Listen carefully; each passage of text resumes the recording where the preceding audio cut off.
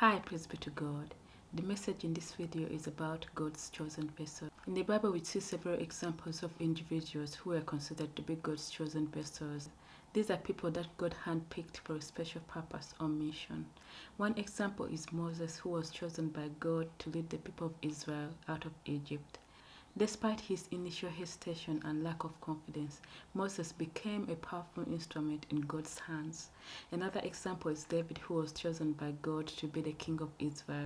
David was a young shepherd's boy, but God saw something in him that made him a perfect candidate for this task. We also have Paul, formerly known as Saul, who persecuted Christians before his encounter with Christ. After his conversion, Paul became one of the most influential figures in spreading the message of Christ. Being a chosen vessel does not mean that these individuals were perfect or without flaws. In fact, many of them struggled and made mistakes along the way. But God's calling on their lives allowed them to accomplish remarkable things and bring glory to His name. As believers, we too can be chosen vessels of God by surrendering our lives to Him and allowing Him to work through us. God can use each one of us. It's not about our own strength or ability, but about God's power working in and through us. Being a chosen vessel is not easy because it requires you stepping out of your comfort zone and trusting God completely.